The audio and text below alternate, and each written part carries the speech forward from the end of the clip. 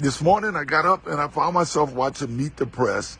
They had the Bhavik Ramaswamy on. Now, just like the debates, the Republican debates, I said, hey, this guy is on to something. Then he'll say something, and I'll say, oh, my God, I attribute it to his youth, I guess. Now, first, let me make it clear. I'm not a Republican.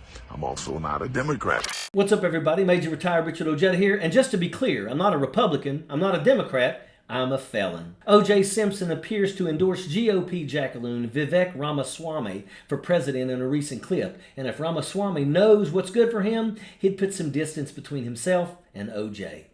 I honestly think if this guy untie that knot that for whatever reason he has that associates him with some of these other Republicans, if he just untie it, stick with the things that he was saying in his book, and if he got himself an experienced person to run with him, an experienced person, I would say, like Nikki Haley, somebody that knows foreign affairs, this guy would have a chance. I think this guy really would have a chance.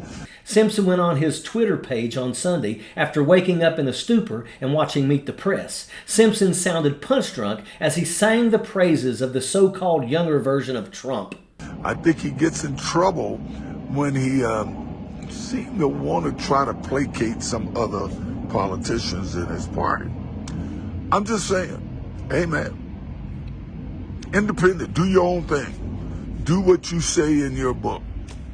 Just my advice. Just what is OJ Simpson endorsing? Ramaswamy has been the target of controversy for calling climate change a hoax. He also said he would cut funding to Ukraine, and he wants to raise the voting age to 25. So basically, someone who denies the truth, pushes false narratives, and wants to silence an entire generation.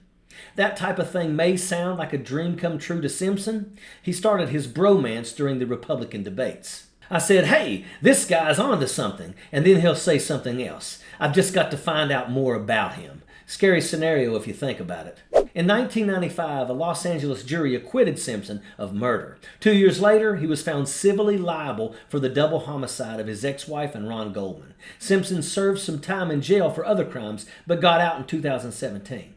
Simpson had tried to capitalize on the murder of his ex-wife and friend. He was planning a book deal and intended on dragging everyone who had accused him of any wrongdoing through the mud. Sounds like a familiar tactic. It's typical narcissistic rationale. Ramaswamy was recently served notice by Eminem, the real Slim Shady, to stop using his music and material for his idiotic entrances to whatever event he pops up at. Having Eminem publicly humiliate the Big Pharma jackaloon should steal some of his thunder. His reputation may be too damaged for OJ Simpson to boost on social media. What a couple of morons, and that's a fact. Sappers clear the way, airborne all the way.